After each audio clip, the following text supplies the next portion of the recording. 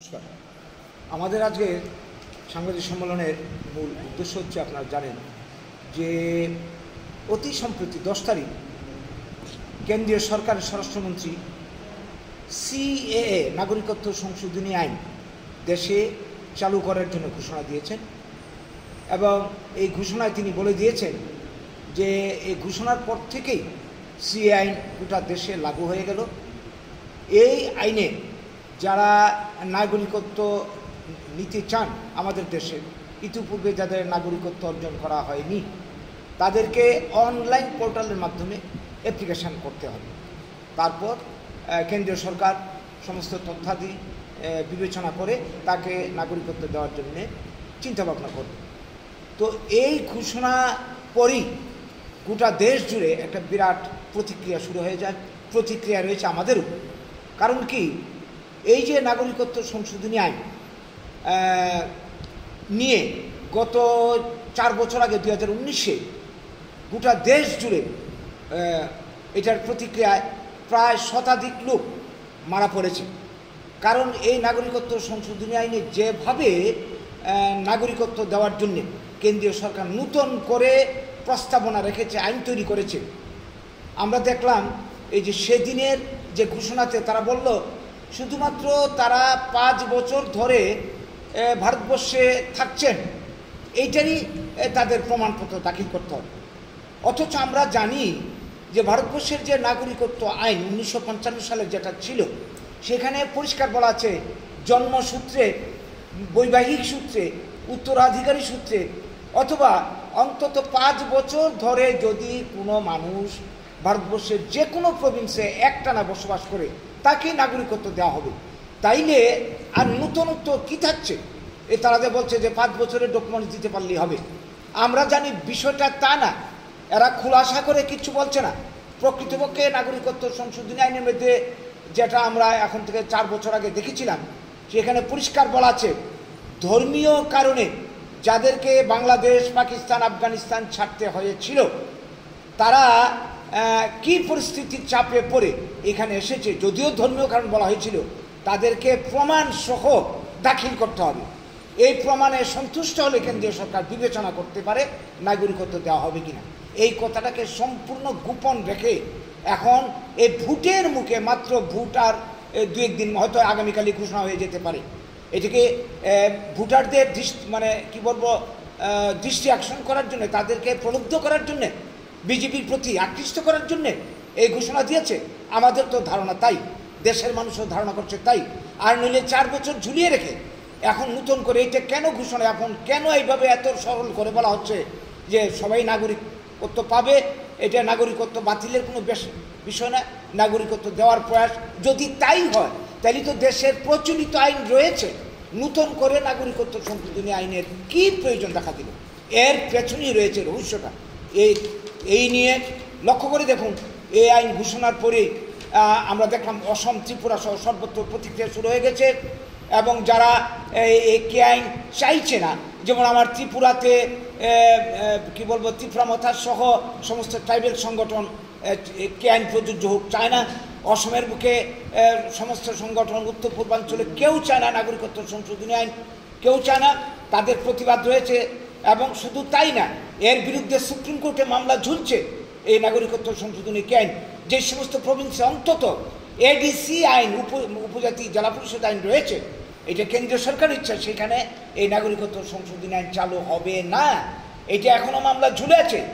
এই জায়গায় দাঁড়িয়ে এই ভোটের মুখে তাদের নির্বাচনে একটা প্রভাব ফেলার জন্যে এই ঘোষণা দিয়েছে বলে সবাই অভিমত, আমাদের অভিমত। কাজেই এই নিয়ে অনেক অশান্তি হবে। আমরা এটা চাই না, দেশের মানুষ চায় না। আমরা চাই ভারতবর্ষের যে প্রচলিত আইন, এই আইন মোতাবেক নাগরিকত্ব দেওয়া হোক। এবং ইতিমধ্যে যারা নাগরিকত্ব অর্জন করেছে তাদের নাগরিকত্ব বাতিল করা চলবে না। যেটা এনআরসি আইন চালু করতে গিয়ে অসমের বুকে প্রায় 19 লক্ষ উপরে বাঙালি নাম ভোটার লিস্টে কাটা গেছিল, তাদেরকে বিদেশি চিহ্নিত করা হয়েছে, যার মধ্যে 13 লক্ষ বাঙালি, হিন্দু বাঙালি ডিটেনশন ক্যাম্পে অনেকে পাঠানো হয়েছে। এই প্রক্রিয়া বন্ধ করা হোক, করে দেশের প্রচলিত আইন অনুযায়ী সবাইকে নাগরিকত্ব দিতে হবে। এখানে ধর্ম বর্ণের কোনো প্রশ্ন নেই। দেশভাগজনিত কারণে যারাই এই দেশে আসতে হয়েছে। আজকের প্রেস মিটের মূল উদ্দেশ্য হচ্ছে, আমরা সবাই জানি যে গত 10ই মার্চ কেন্দ্রীয় সরকার পক্ষ থেকে সিএএ লাগু করার জন্য ঘোষণা দেওয়া হয়েছে গোটা দেশ জুড়ে। এই আইনটি নিয়ে গত 4 বছর ধরে গোটা দেশে অস্থিরতা চলছে। 2019 সালে যখন এই নাগরিকত্ব সংশোধনী আইন দেশে লাগু করার জন্য উদ্যোগ নেওয়া হয়েছিল, এর প্রতিবাদে গোটা দেশ জুড়ে আগুন জ্বলে উঠেছিল, আন্দোলন হয়েছিল এবং এতে প্রায় 100 লোকের বেশি মারা পড়েছে। তো এরপর কেন্দ্রীয় সরকার এই উদ্যোগ বন্ধ করে নেয়। গত 4 বছর ধরে এটা বন্ধ ছিল। এখন নির্বাচনের প্রাক মুহূর্তে আর মাত্র 2-1 দিন বাকি আছে, নির্বাচন ঘোষণা হয়ে যাবে। এই মুহূর্তে এটা ঘোষণা করার পেছনে কী উদ্দেশ্য আছে? আর তারা যেভাবে বলল, যত সহজে বলল যে এই কে আইনের সুবিধা নিতে গেলে যারা 2014 31শে ডিসেম্বরের আগে ভারতবর্ষে এসছে তাদেরকে 5 বছর একটানা এই দেশে কোথাও থেকেছে প্রমাণ দাখিল করে অনলাইনের মাধ্যমে দরখাস্ত করলেই তাদের নাগরিকত্ব আমরা দিয়ে দেব। বিষয়টা কি এত সহজ? এই যে কথাটা বলল, এই কথা তো নাগরিকত্ব আইনে 1955 সালে যে সিটিজেনশিপ অ্যাক্ট পরিষ্কার বলা আছে, কোনো কাউকে যদি ভারতের নাগরিকত্ব অর্জন করতে হয় জন্মসূত্রে, উত্তরাধিকারী সূত্রে, তারপর বৈবাহিক সূত্রে, কিংবা 5 বছর একটানা যদি এই দেশে কোনো রাজ্যে থাকে, বসবাস করে প্রমাণ দাখিল করতে পারে, তাকে নাগরিক হিসাবে মেনে নেওয়া হবে। তাহলে তারা যেভাবে বলছে শুধুমাত্র 5 বছর থাকলেই এখানে নাগরিকত্ব দেওয়া হবে, এটা বলার তো কোনো প্রয়োজনই পড়ে না, কারণ নাগরিকত্ব আইনে এই কথাগুলি আগেই স্বীকার করে নেওয়া হয়েছে। আসলে বিষয়টা তা না, পেছনে রয়েছে রহস্য। আমরা যতটা জানি নাগরিকত্ব সংশোধনী আইনের ধারা উপধারা কি, এটা কিন্তু এখনও জানানো হচ্ছে না পাবলিককে, এটা গোপন রাখা হচ্ছে। এইটার মধ্যে যে কথাগুলি আমরা অতীতে দেখেছি, এখন নতুন কী সংযোজন বিয়োজন হয়েছে জানি না, সেটা হচ্ছে এই যে ধর্মীয় বিভাজনে দেশভাগজনিত কারণে বাংলাদেশ, পাকিস্তান, আফগানিস্তান থেকে কেউ যদি এখানে আসেন ভারতবর্ষে, তার প্রমাণপত্র সহ দাখিল করতে হবে তিনি কী কারণে ভারতবর্ষে এসেছিলেন, তাহলে আমরা বিবেচনা করে দেখব আমরা নাগরিকত্ব প্রদান করব কি না। সেই সঙ্গে আরও কিছু বিধান রয়েছে।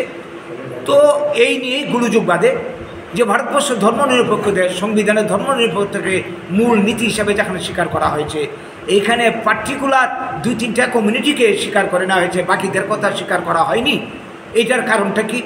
আর নতুন করে আইন থাকা সত্ত্বেও নাগরিকত্ব সংশোধনী আইনের কেন প্রয়োজন পড়ল? এই নিয়ে কি বলবো, এখানে গণবিক্ষোভ চলছিল, এখনও বিক্ষোভ রয়েছে। তাই এই আইনকে কেউ মানছে না, আমরাও মানছি না। আমরা চাই ভারতবর্ষের যে সংবিধান, এই সংবিধান মোতাবেক যেইভাবে বলা হয়েছে জন্মসূত্রে, উত্তরাধিকারী সূত্রে, তারপর বৈবাহিক সূত্রে এবং 5 বছর একটানা থাকলেই তাকে নাগরিকত্ব দেওয়া হবে, সে আইন কার্যকরী হোক। ভারতের সংবিধান মোতাবেক এই যে জাতীয় প্রতিশ্রুতি দেশভাগের সময় ছিল তার বাস্তবায়ন হোক, এবং সংবিধানের যে সমস্ত অধিকার নাগরিকদের জন্য দেওয়া হচ্ছে তার বাস্তবায়ন হোক, সেই মোতাবেক নাগরিকত্ব দেওয়া হবে। এর বাইরে আমরা আর কোনো কিছু চিন্তা করতে রাজি না। 2019 সালে আপনারা জানেন এনআরসি প্রয়োগের নামে এই আসামের বুকে 19 লক্ষ বাঙালিকে বিদেশি চিহ্নিত করা হয়, যার মধ্যে 13 লক্ষর উপর হচ্ছে হিন্দু বাঙালি। অনেকে এর মধ্যে ডিটেনশন ক্যাম্পে পাঠিয়ে দেওয়া হয়। তো এই যে চক্রান্ত, এর মধ্যখানে আরেকটা বিষয়, অসমের বুকে প্রায় 27 লক্ষ বাঙালিকে কি বলবো আধার কার্ড বাতিল করা হয়েছে। নতুন করে উদ্যোগ নেওয়া হয়েছে, প্রায় 32 কোটি মানুষ, এর মধ্যে অধিকাংশই হবে বাঙালি, নতুন করে আধার কার্ড সংশোধনীর নামে বাতিল ঘোষণা করা হয়েছে। এর পেছনেই রয়েছে ষড়যন্ত্রটা, চক্রান্তটা। কাজেই এটা ভোটের মুখে, ভোট পাওয়ার উদ্দেশ্যে, ভোটকে প্রভাবিত করার জন্য, নির্বাচনে জেতার জন্য বিজেপির এই যে একটা চাল, এই ঘোষণার মধ্য দিয়ে এরা মানুষকে প্রভাবিত করতে চায়। কাজেই আমরা এটা কোনো অবস্থাতে এই মুহূর্তে আমরা মানতে পারি না। তাই আমরা এই আদেশ প্রত্যাহারের দাবি জানাচ্ছি এবং সংবিধান অনুযায়ী আমরা নাগরিকত্বের দাবিদার, আমরা জাতীয় প্রতিশ্রুতি বাস্তবায়ন হোক এটার দাবিদার। যতক্ষণ পর্যন্ত তা না হয় আমরা আন্দোলন চালিয়ে যাব। আপনারা লক্ষ্য করে দেখুন, এই নাগরিকত্ব সংশোধনী আইন চালুর দাবি সাথে সাথে আসামের বুকে বিক্ষোভ শুরু হয়েছে। আসামের মুখ্যমন্ত্রী সর্বানন্দ সোনোয়াল পরিষ্কার ঘোষণা দিয়েছেন, নাগরিকত্ব সংশোধনী আইনের সুবিধা যারা নিতে চায় তার আগে তাদেরকে এনআরসির আওতায় আসতে হবে। তার মানে কি ঘুরিয়ে ফিরে সেই এনআরসি লাগু হতে চলছে, তারা লাগু করতে চাইছে। কাজেই আসল চক্রান্তটা আমাদেরকে বুঝতে হবে। দেশের মানুষ এটা বুঝতে পারছে বলে প্রত্যেকটা রাজনৈতিক দল এটার বিরোধিতা করছে। আমরা বাঙালি আমরাও বিরোধিতা করছি। আমরা এটা মানতে পারি না, এই রাজনৈতিক ষড়যন্ত্র মানতে পারি না। এটাকে বাতিল করে সরকার মানে কি বলবো, নাগরিকত্ব আইন মোতাবেক মানুষকে সবাইকে নাগরিকত্ব দিতে হবে। এই কথাগুলি আপনাদের মাধ্যমে আমরা সরকারের গোচরে নিতে চাইছি এবং যারা এই ষড়যন্ত্রের জাল বুনছে তাদেরকে সাবধান করতে চাইছি, দেশের মানুষকে সাবধান করতে চাইছি যে এই চক্রান্তের ফাঁদে কেউ যাতে পা না দেয়। যদি সরকার পিছপা না হয় এই চক্রান্ত থেকে, এই নিয়ে গোটা দেশ জুড়ে মানুষ আন্দোলনে নামবে, আমরা আন্দোলনে নামবো। এই কথাগুলি আমরা আজকে জানান দিতে আপনাদেরকে ডেকে এনেছি আমাদের আজকের এই সাংবাদিক সম্মেলন। নমস্কার।